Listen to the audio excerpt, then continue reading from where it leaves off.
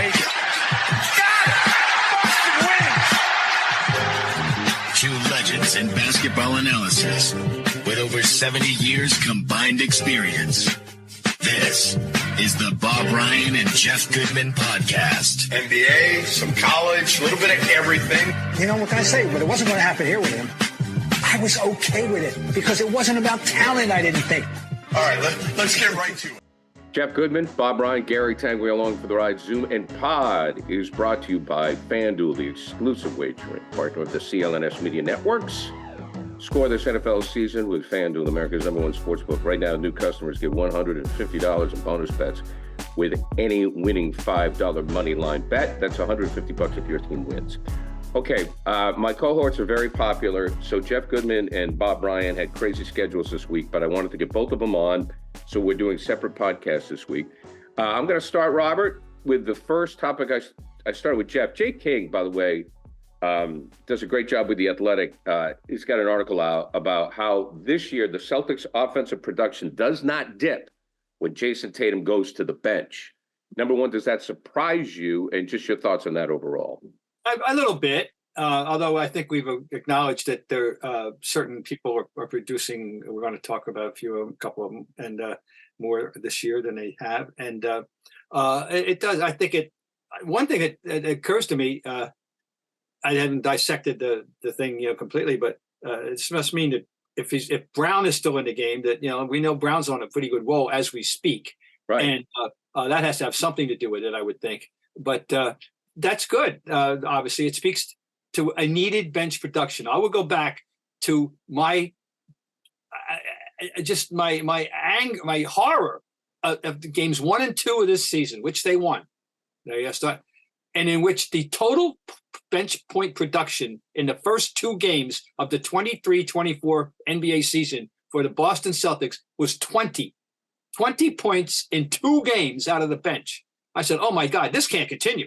I don't. You're not. Well, it hasn't, and so that's part of it. But that's an encouraging development. If that's that Tatum, it doesn't have to be on the floor for them to continue to put some points on the board.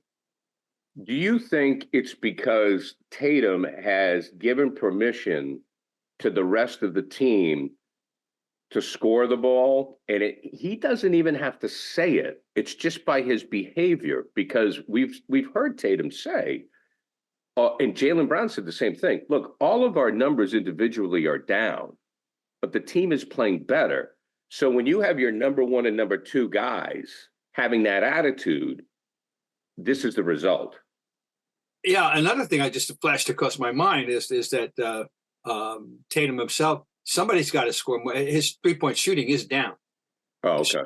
Yeah. His 3-point shooting efficiency is not what it, and yet the team is chugging along, at a very good pace. So that something else is going on. Now, whether it's right, things can be intuited; they don't have to be specified, right? And I think that may be the case. It's a group maturity. You win as a team, obviously, and ultimately, and all 3 phases of the game, right? Well, however many phases we want to dissect in basketball, because there's more than 3. You got scoring, you got rebounding, you got assists, you got defense, you got setting picks, you got moving the ball, the extra pass, blah blah blah, offensive rebounding. This ain't football. There's a lot more going on in terms of dissecting the game. Right. So, you don't simplify it with 3 things the way that our friendly coach likes to do. There's more going on in basketball, and they're playing. They're touching the offensive rebounding at time has been an issue over in the past. This year, they've actually had some games where they were the dominant team, and that's something new. But anyway, something's going on that's good in general terms, and we're now in the heart of Jayson Tatum's career. Well, we're talking like 6 or something. I mean, this is a heart, and it's very, very encouraging that the group is progressing around him.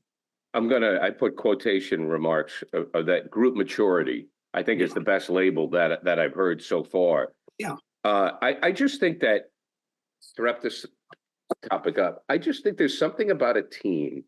It doesn't matter what sport it is. In my observation, and I'm not comparing Tatum to these leaders, so slow your roll. A Brady, a Bird, a Russell, those top three come to mind. Even a Pierce in 08, Paul Pierce in 08.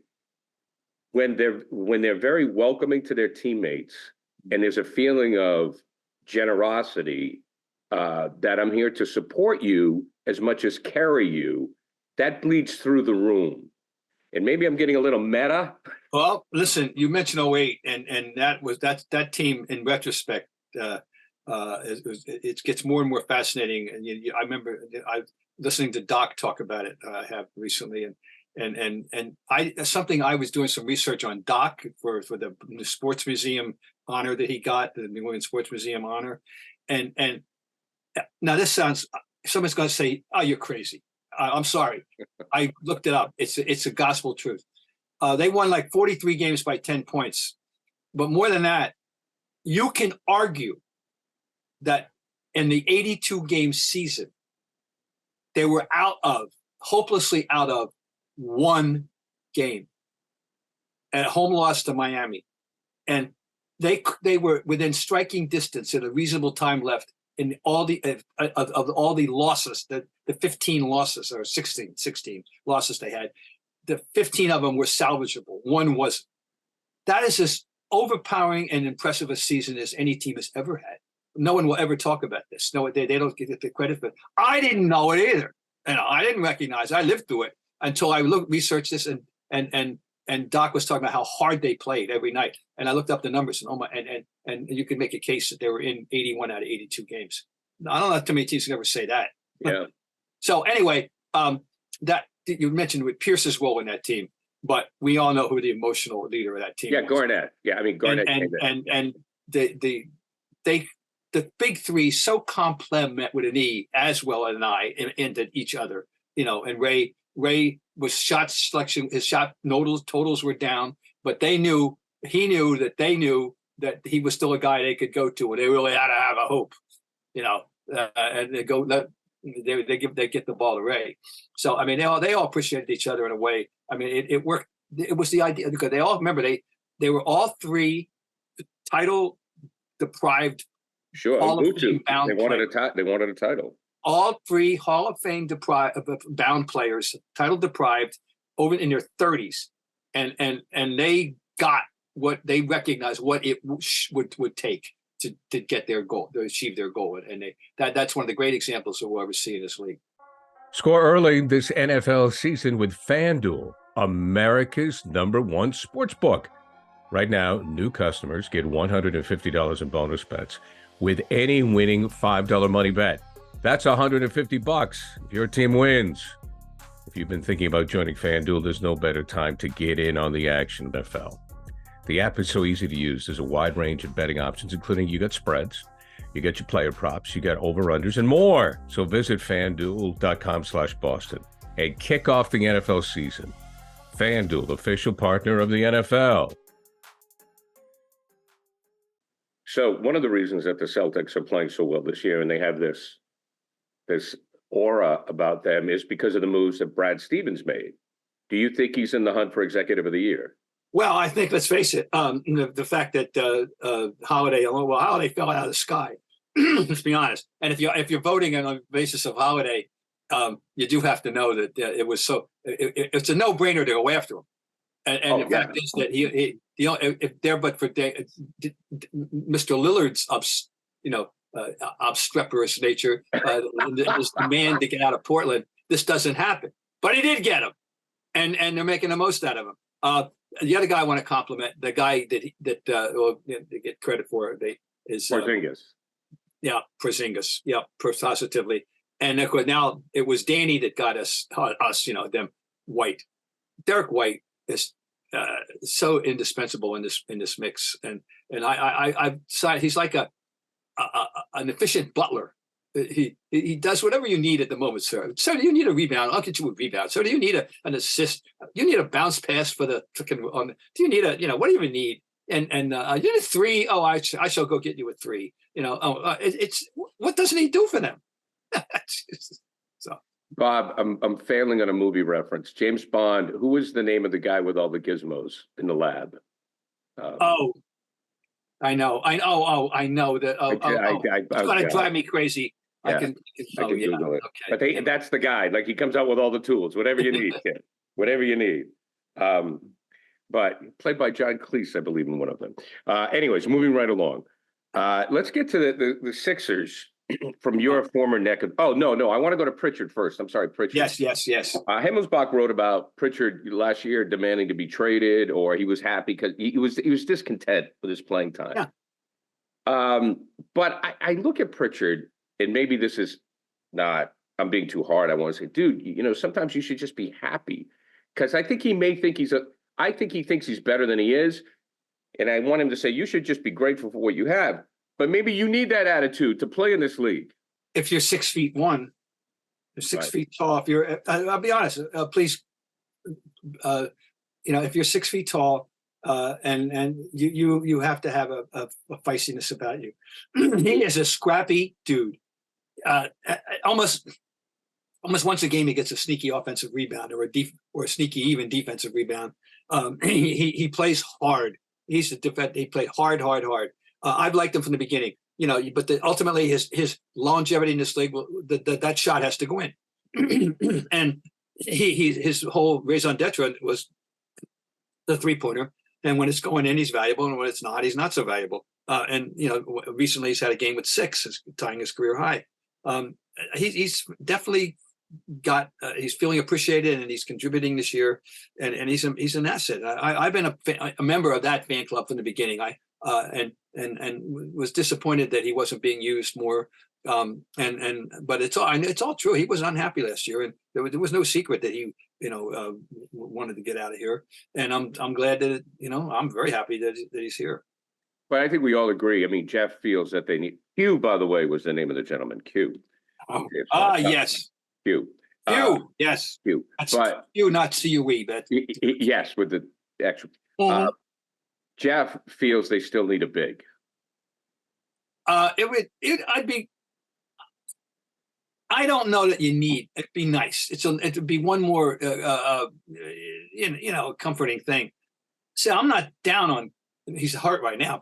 I don't think Cornette is a stiff. I think he's an NBA basketball player, and he's still in the mix. And when he's available to play, Tatum, he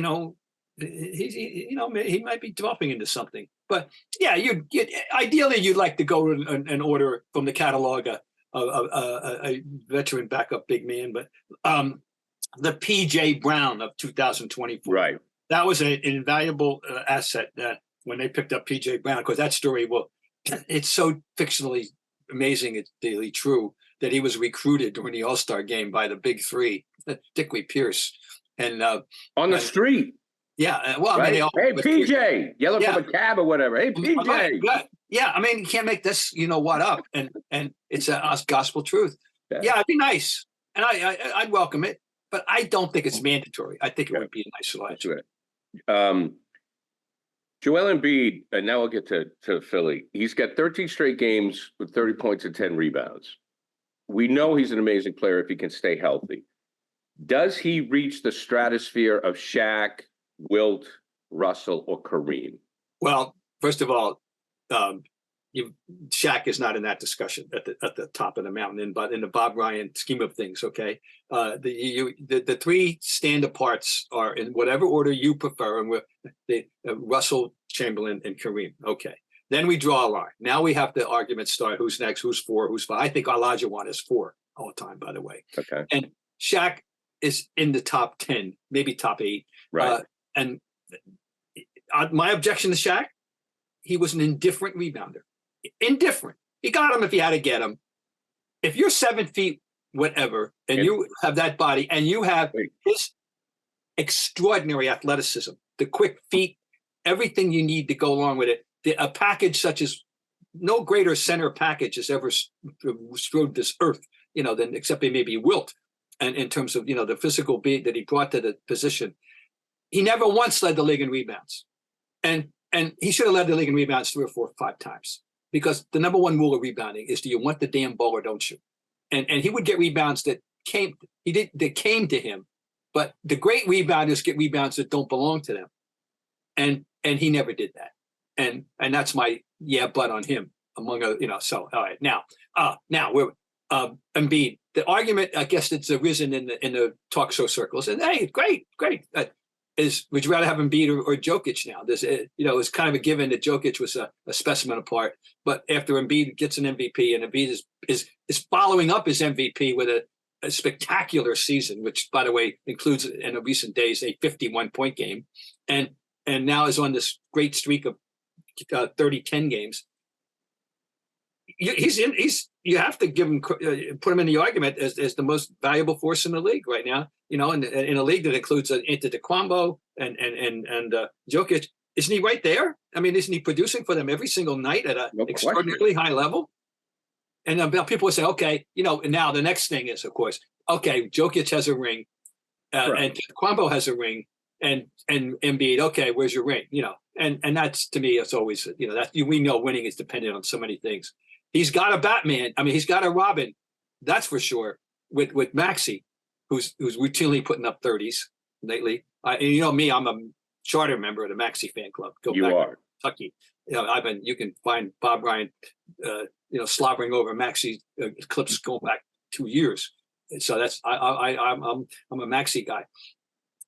But Embiid, you got to give him credit now. But he's a different player. I mean, he's not the passer Jokic is, naturally, because no one else in that position is right now. But he is he's a major force, and he must be given his due. Plus, he's kind of fun to have around. Jokic has no public personality. Embiid's funny. There's no public personality. Jokic. He goes about his business and goes home. If it's not about the Celtics, I mean, if the Celtics aren't in it, I would like to see Joel Embiid get a ring. I like Embiid. Embiid wants you to know he's around. Yeah. Jokic wants to. He's the Garbo. I want to be alone. Yeah. You just leave me alone. But speaking of the Sixers, I found this amazing that Embiid, Tyrese Maxey, and then Tobias Harris, they were the first three Sixers to score 30 points in a game since 1961, when they were the Syracuse Nationals, and that was Dick Barnett, Hal Greer, and Dolph Schayes. Mm-hmm. I find that amazing. Well, 30, that doesn't happen too often. That three guys get 30 in a game. That's very rare. I would bet that it hadn't happened 10 times in the history of the league. And I think one of them was the Wilt Chamberlain 100-point game. The Knicks had three guys get 30 that night. That's one of the great trivia questions of all time, if you can name the third one, because Richie Guerin and Willie Knowles were the first two. But do you remember the third one? Oh, of course I do. Cleveland Buckner. What a name. And that's another part of it. Huh? That's a great name. Cleveland Buckner was a 6'9" guy. And, he had this career night that night. And, of course, he got outscored by Wilt. Wilt outscored. He had 37 or whatever he had. Wilt outscored him by 70. But, also the Knicks, he was part of another wonderful trivia question. The Knicks had four guys at one point in their early 60s existence, four guys whose names began with the letters BU. If you can name all four, you go to the head of the class. No, I mean, Bradley wasn't there. I mean, I don't know. Butler, Al Butler. Yeah. Pete Bud. Donis Butcher. And Cleveland Buckner. Thank you very much. I love those names. Okay, Hall of Fame nominees are out. I took a look at the list. You've seen it. I'm not impressed. There's no, to me, standout guy. Guys that jump out to me: Tom Chambers, Vince Carter, Michael Cooper, Joey Crawford, the ref. Lampier, Mo Lucas, Raleigh Massimino, coach Villanova. I don't know. What do you think? You're right. It's a B group. It's not an A level group. It's not. Yeah. The most viable. Okay. Vince Carter is going to get in. Okay. I think. Marcus Johnson. Oh, I forgot him. There's a very good chance of getting in, I think. I think Tom Chambers is the Hall of Very Good, but not a Hall of Famer. I would not Okay. vote for Tom Chambers. I would not. Terry Cummings, absolutely not. He's not a Hall of Famer. No. Mike Kaminsky, of course not. He shouldn't even be on the ballot. I love him. He's a wonderful guy. A gentleman, a nice, solid player, but no. Of course, guys get there on a baseball Hall of Fame ballot that you go, what are you kidding me? Yeah. You know, they lasted 10 years. And this is not that. What are you kidding me? But no, Mike, I'm sorry. You know, maybe a College Hall of Fame. I missed Michael Cooper. Michael Cooper is on? That's what I saw. Yeah. I didn't see that one. Okay, well, if he was on, So now, does he get on because of his defense and playing with the Dynasty? of course, but he's not going to make it. He won't make it. But Okay. Larry will. But I tell you, who'd go up there for him? That would be Larry. Larry would go up there for him, and would because he would unequivocally tell you he's the greatest guy, toughest guy that ever guarded him, and that's for sure. Yeah, Michael Cooper. So now, okay, there's coaches there, a lot of coaches, college. Go get Barnes, I don't think so. John Beeline, no. Chauncey Billups, by the way, he's better than I thought. You know, his career was better than I thought. I don't think it's a Hall of Fame career. No. But now there's an interesting referee I would vote for, and that's Joey Crawford. He was a dominant personality. It's a dominant personality, Joey Crawford. Did you think he was a good ref? Yes, I did, and because I kind of knew him a little bit, so I'm a little biased there. You know, I had a couple of cups. Well, you had a couple of beers. I remember one time because he liked to talk to the media. The gentleman of the a true gentleman of the NBA media, Ian Thompson, one time, because this is when I was working the Celtics broadcast. Ian Thompson from Sports Illustrated is walking along the baseline like to get to his seat, and they're in a timeout. And Joey Crawford just starts talking to him. And talking him up, and I said, Ian, he goes, I don't know, man. I was just going to my seat, and Joey just talks to us all the time. You know, Joey's a real people. Of course, you know his bloodlines. You know, he's from the referee, Shag Crawford's kid, and he had another brother that was an umpire and all that. Okay. Now the veterans put a couple of names up. The Veterans Committee. Yeah. Dick Barnett. I say yes. If you can, the totality of his contract, you have to. I would take into consideration the fact that he was one of the all-time great NAIA college players, won a national championship at Tennessee A&I. Fred Brown's nominated, Hall Very Good. Fred Brown was the original Vinnie Johnson, you know. Downtown. The original Downtown Freddie Brown. Freddie Brown. I don't think he's a Hall of Famer, but he's Hall Very Good. Here's an interesting name there that people don't know, and there's been a decades-long crusade about outraged family members that a man named Leo Ferris, he's on the list. Who the hell is Leo Ferris? Leo Ferris, according to his family and some documentation they have, does not get the credit that he deserves for being instrumental in the 24-second clock institution, which always is given credit to the owner of the Rochester Royals. You know, and he gets all whose name is escaping me at the moment, but and Leo Ferris is being, it would be maybe writing a long, historically, grievance here if he were to get in. And there's teams that are nominated. And now, by the way, for the Boston audience that we have, there is a local name on the ballot from the women's coaching list, the women's list. Andy Yasinoff, the longtime coach of Emmanuel here in Boston and the Fenway, has got a pile of wins, and a very not good guy is nominated. That may very well be like what we say the nomination is his honor. You know, we say the Oscars every year. Well, maybe it will turn out to be, but it is an honor to be nominated, and I can congratulate Andy Yasinoff on being nominated. Okay, and there's a contributors list that's loaded with people. We'd be going for an hour to say so many of them are deserving. I want to put there's two on an international player list. There's two guys that I want to just make a brief comment on. One is Andrew Gaze from Australia, great Olympian. He was a member of the Seton Hall team that was beaten by Michigan in 1989 in the final. But a longtime Olympian and the greatest Australian product, the honor to his country was Andrew Gaze. And I've got a very personal one, very personal. Tal Brody. Tal Brody, here's a story. It's a fascinating story. I'm from Trenton, New Jersey. Tal Brody is from Trenton High School, class of '61, where he led the team to the New Jersey Group 4 state championship. He went to Illinois, and he was all Big Ten 3 years, and he was the 13th pick of the 1965 NBA draft by the Bullets. He's Jewish. He was invited to go to the Maccabiah games that summer. And oh boy, I'm excited. I'm going to go to the Maccabiah games. He goes to the Maccabiah games. That was in 1965. He's never come home. And he became an Israeli citizen. He became the best player on an Israeli team that won a European championship. He coached the team for years, and he is still a governmental official. He has an official title, the Ambassador of Goodwill for the state of for Israel. Wow. And he lives in Tel Aviv. And I got a quick story. About 3 years ago, I was invited to speak at the Hall of Fame the night before they had the state championship basketball games out in Springfield. Okay? Right. And they had a dinner, and I was the speaker. And after it was over, John DeLeva, the Hall of Fame president, said, "Are you going to stay for the games tomorrow?" And I said, "Well, I wasn't planning on it necessarily." He said, "Well," he said, "I'm going to the games with Tal Brody." I said, "Oh my God, I'm going to count me in."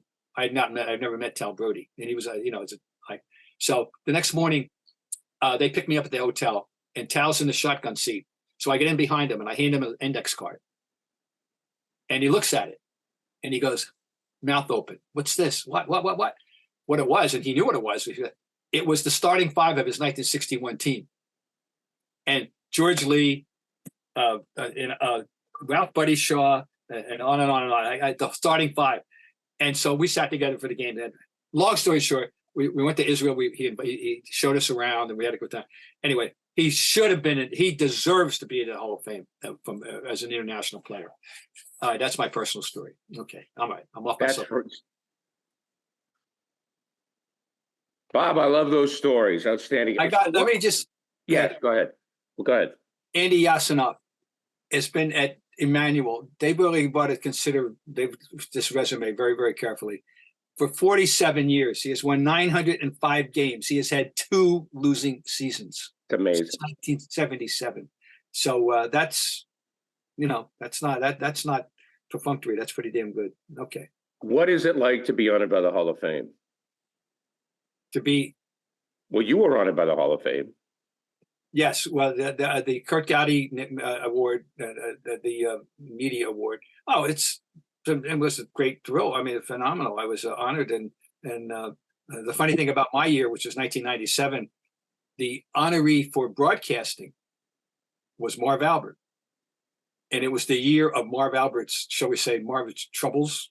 Oh yeah, with Fratello and all that. And Marv was ushered into there was a media scrum, and Marv was ushered into the building for what I call the Goodfellas entrance. The kitchen. And the guy to avoid the prying cameras and stuff.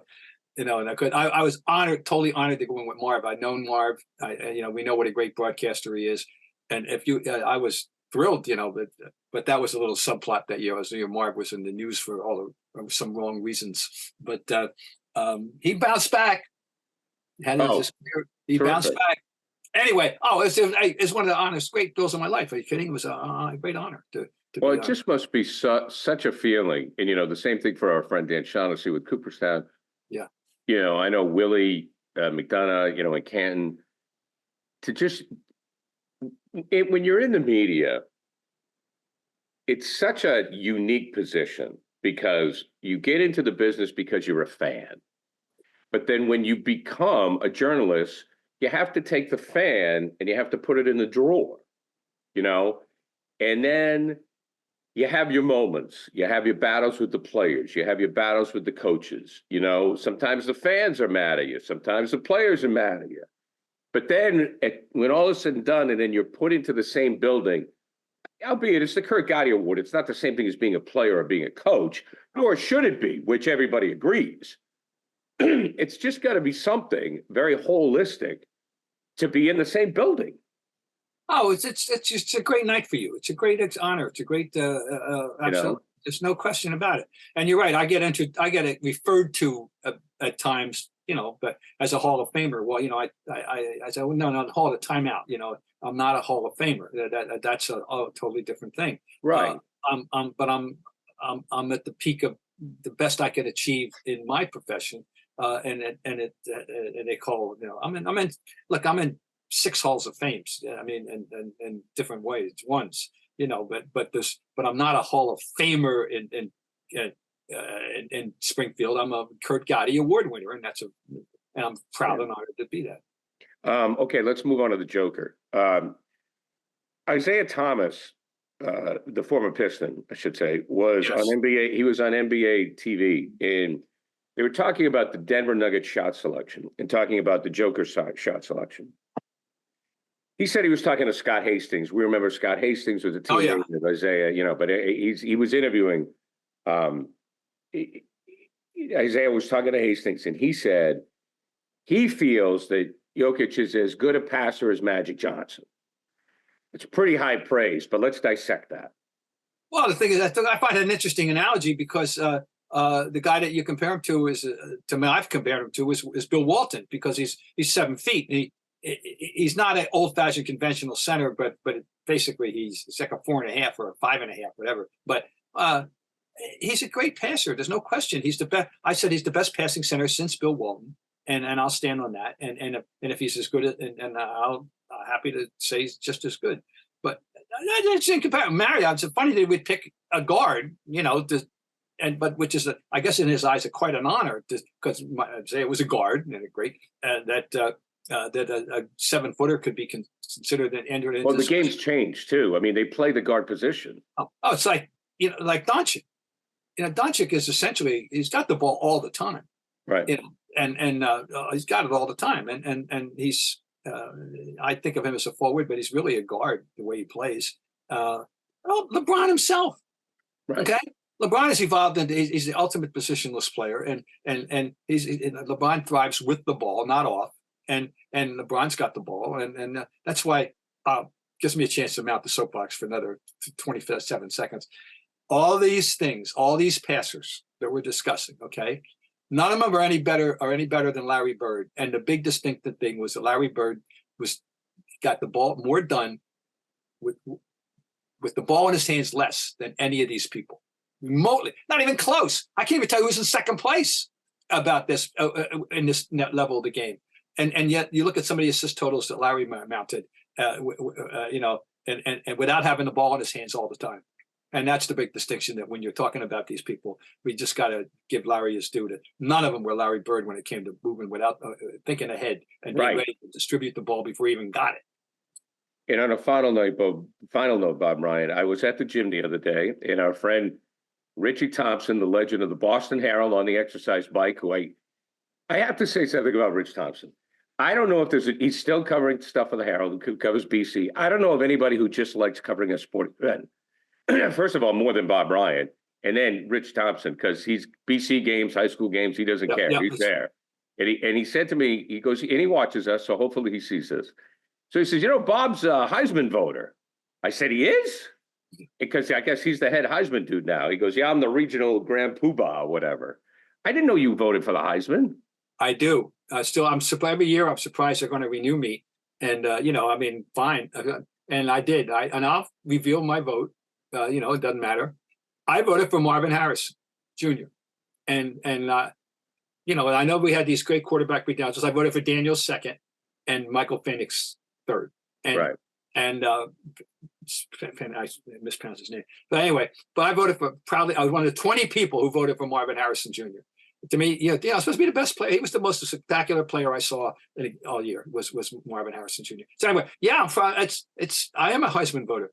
Which reminds me of my favorite Heisman reference. The late Dick Schaap, my friend who I worked with, was proud of the fact he was the only person ever who voted simultaneously for the Heisman and the Tony. How did that happen? He was at the time in New York City the drama critic for Channel 4. WNBC. Wait a minute. Whoa, it's time out. As well as being Dick Schaap, the sports guy. He was the drama critic, like Rex Reed, drama critic. Yeah, he was the drama critic for a period of time for when he was working for Channel 4 in New York, as well as sports. He was a drama critic. He was because he's Dick Schaap, because he's the greatest writer among all broadcasters in sports and he's the greatest sportscaster among all writers. There was nobody to combine writing and broadcasting and sports that like Dick Schaap. And of course, he was a TV host. Yeah, he voted for the Tony and the Heisman. That is amazing. That is crazy. Things you learn with Bob Ryan. We're going to change the name to the pod to that. Robert, have a very happy holiday. Well, thank you. And same to you and everyone out there. And hope you can go from point A to point B wherever you're going, and without any troubles, and whether you're flying or driving, and of course, if you're in Europe, you'll be taking the train. Much happier. But we'll get into that some other day. And on a note, another honor of Bob Ryan, one of the Hall of Fame inductees of Downtown, the Rich Kimball Show, my friend up in Bangor. His name's on the mug. That's right. Go to zone.com, WZON. Rich does a great job up there in Bangor. We are brought to you by the exclusive wagering partner, FanDuel, CLNS Media Network. Score this NFL season with FanDuel, America's #1 sportsbook. Right now, new customers get $150 bonus bets with any $5 moneyline bet. That's $150 if your team wins. Okay, Robert, happy ho-ho.